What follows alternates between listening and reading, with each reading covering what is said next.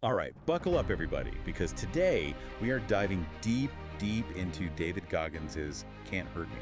I mean, this book, it's way more than just your typical memoir, you know? It's like a guide, a blueprint for facing and overcoming any obstacle. And we're going to break it all down. What really hits you is how Goggins uses his past, his really tough childhood, all the abuse, the trauma, to show how powerful the mind can be. He doesn't shy away from the darkness, he uses it to fuel his growth. And his idea of a tough childhood is something else. He describes growing up in Buffalo, working at his family's roller rink. Imagine, Rick James, Run DMC blasting on the speakers, even O.J. Simpson hanging out. Sounds like a movie, right? But behind all that fun, the music, there was a brutal reality. For young David, the roller rink wasn't a place to play, it was a job. And his dad, Toughness, ruled it with an iron fist. Money was all he cared about, and he was cruel, exploitative. It's wild to think about that contrast, a place for joy being a backdrop for terror.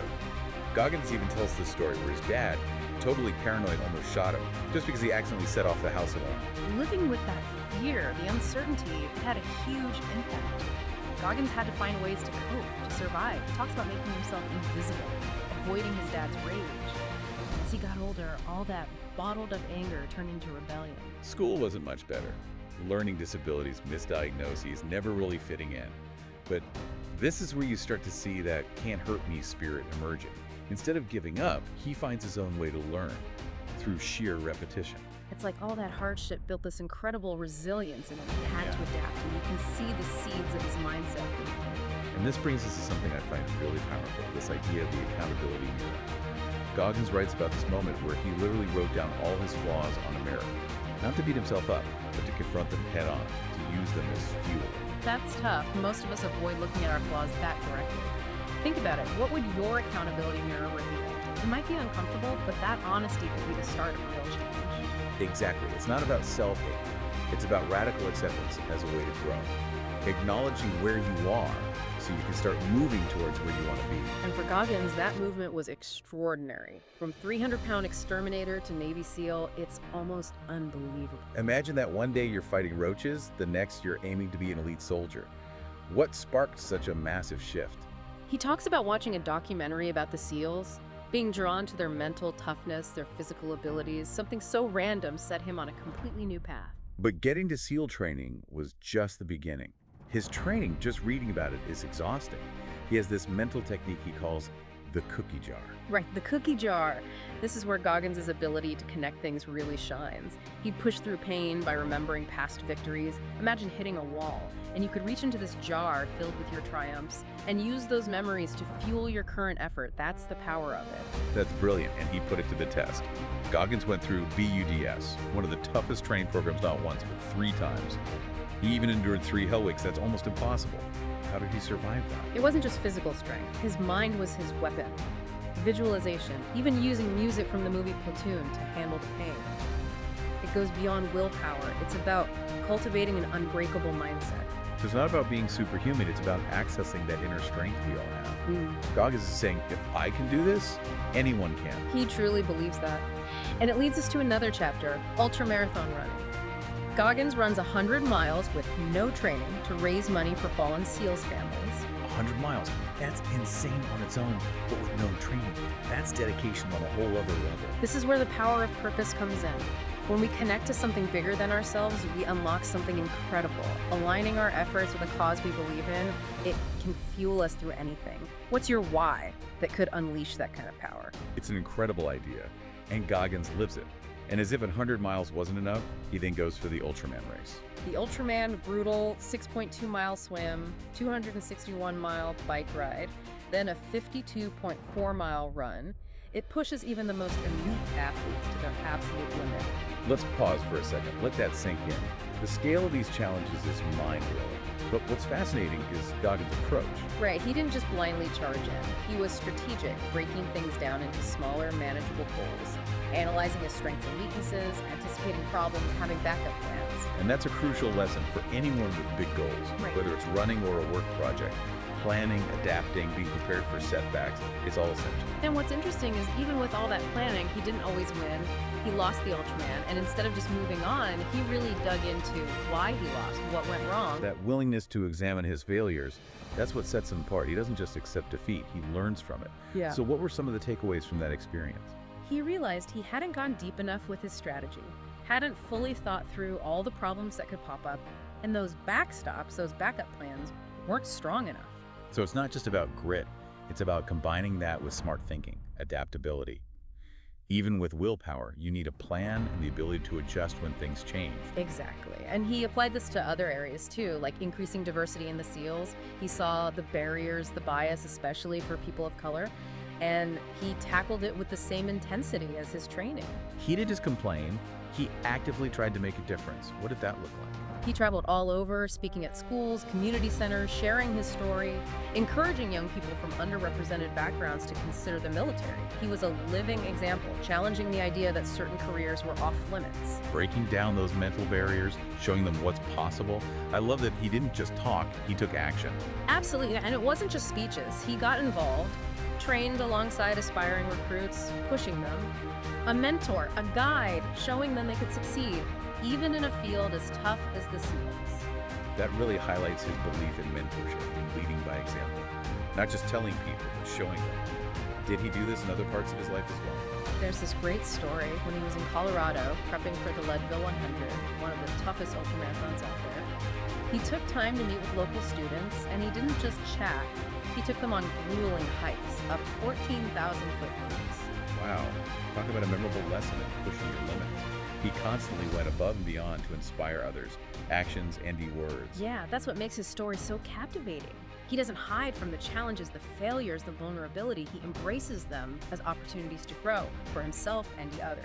He's not just this superhuman figure. He's real, he struggles, learns, just like us. It makes his message of self-improvement so much more relatable. And that's important for anyone who feels overwhelmed by his intensity. It's not about copying him exactly. It's about the principles behind his success. Self-awareness, mental toughness, relentless effort. Apply those to your own passions, your own goals. It's about finding your own uncommon amongst the uncommon. Yes, he's not just about being exceptional, it's about constantly pushing further. Even when you're already surrounded by high achievers. Never settling, always seeking to learn, grow, improve, no matter where you are. So even at the top, there's always room to get better. Goggins embodies that. Even after his military success, he kept seeking new challenges. That's right, he became a wildland firefighter, battling those intense blazes. Then he goes for the world record for pull-ups, pushing his body to the limit. Those are such vivid examples of that uncommon amongst the uncommon mindset. He wasn't content just resting, always testing himself, learning, growing. It shows that true fulfillment isn't about reaching a destination. It's about the constant pursuit, the growth, the self-discovery. The journey itself is the reward. And through all this, there's this major twist. Remember those breathing problems he had during SEAL training? Turns out, he had a serious medical condition, one that could have stopped most people. Yeah, after years of pushing himself, he discovers he has a hole in his heart. Not just a small thing. Something serious, potentially life-threatening. Incredible. It changes how you see everything he did. It wasn't just grit, it was pushing past what most thought was possible, all while battling this serious condition. It shocked a lot of people, challenged our ideas of what's possible. It raises questions about the mind's power to overcome anything. It reminds us that our limits are often self-imposed. If Goggins could do this with a hole in his heart, imagine what we're capable of.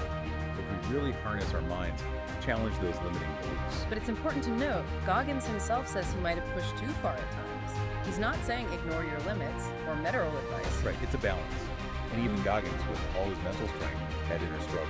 Of course, he's honest about his anger, how his intensity caused friction sometimes. It reminds us, even the most driven people are human, with flaws, vulnerabilities. It's about acknowledging those, working on them, just like our strengths. And one of the most powerful parts of the book is when he describes his awakening. This shift where he finally let go of the anger, the resentment. He found peace not by achieving goals, but by accepting his past, embracing his journey. So it wasn't about ignoring his emotions, it was about understanding them, where they came from, and then choosing how to respond. Exactly. Holding on to anger, resentment, is holding it back. Letting go unlocked a deeper level of strength, resilience. This is where his message goes beyond self-improvement and becomes deeper. A journey of self-discovery, acceptance, recognizing that our struggles, even the painful ones, can make us stronger. He even says that those who hurt him, the abusers, bullies, were part of what made him strong. He chose to see those experiences not as victimhood, but as catalysts for growth. That's a powerful way to look at it. Not condoning the action, but focusing on the impact. But how do we actually apply this to our lives? It seems impossible to reach his level of intensity. You're right, it's not about becoming Goggins 2.0. It's about finding your own version of Can't Hurt Me. And he gives us tools, concepts to help us do that. One that stands out is visualization. He talks about visualizing the finish line, but it's more than that, right? Yeah, it's not just about the goal, it's about mentally rehearsing the whole process. See yourself facing obstacles, feeling the discomfort, and overcoming it all. By mentally preparing for the tough stuff, you build resilience, you develop strategies. So combine that mental rehearsal with actual planning, preparation. Don't just dream it, plan for it. That's a great way to put it. And it leads to another concept, callousing the mind, like building calluses on your hands through hard work. The more you face challenges, discomfort, the tougher you become. And it's not just physical, it's mental, emotional too. He talks about pushing past pain, both kinds, to build that mental toughness. But that doesn't mean ignoring our emotions, becoming robots are. Definitely not. Goggins is big on acknowledging, understanding our emotions. It's not about suppressing them, it's about controlling how we respond. Like his struggle with anger, he learned to channel it into action, not be controlled by it. So it's about mastering our minds, training ourselves to respond in a way that empowers us. Exactly. And remember the accountability there. It ties in perfectly. Taking ownership, recognizing our patterns, making conscious decisions about how we show up in the world. Being brutally honest about strengths and weaknesses, using that knowledge to grow. Exactly. And it's ongoing, never truly done callousing our minds. Always new challenges, new chances to push, refine, become more resilient. So embracing discomfort is key here. Stepping outside our comfort zones is essential for growth, it seems. It is, and that's one of the most liberating things about his philosophy. We try to avoid discomfort, but he reframes it as a signal, a sign that we're stretching, going beyond those self-imposed limits into our true potential. So instead of fearing it, we see discomfort as a good thing, a sign we're on the right track, challenging ourselves. Exactly. It connects to his message about those limiting beliefs, those voices saying we're not good enough, strong enough. Goggins is all about proving them wrong, showing what's possible when we tap into our inner strength. I love that, silencing those inner critics, replacing them with belief. And here's where his view on our past becomes powerful. He says even the painful moments, the struggles, setbacks can be sources of strength. It's about reframing, seeing those experiences not as defining us, but shaping us. He uses his own childhood as an example. Abuse, neglect, horrible. But it gave him the tools, the mindset to overcome later challenges. He's not saying suffering is good, but we can find meaning, purpose, even in the darkest times. It's a message of hope, empowerment. We have the power to choose our response. Let adversity break us, or use it as fuel for growth. It reminds me of the 40% rule. What's that about again?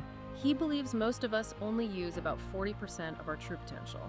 We have these reserves of strength, resilience we haven't even touched. So not about being superhuman, but realizing we're capable of so much more. And accessing that starts with our mindset, pushing past limits, embracing discomfort. Exactly, the essence of Can't Hurt Me. Right, taking ownership, embracing challenges, becoming our best selves. It's about the journey, not just the destination. A great way to put it, not about some arbitrary definition of success. It's about constant growth, self-discovery, pushing boundaries. And that journey is unique for everyone. Absolutely. It starts with a question. What's your Can't Hurt Me moment? What challenge are you facing? What fear? What limiting belief are you ready to shatter? Goggins' message is a call to action. Step out of your comfort zone, embrace discomfort, prove to yourself you're capable of more than you thought. So tap into your cookie jar, callous your mind, show the world what you're made of.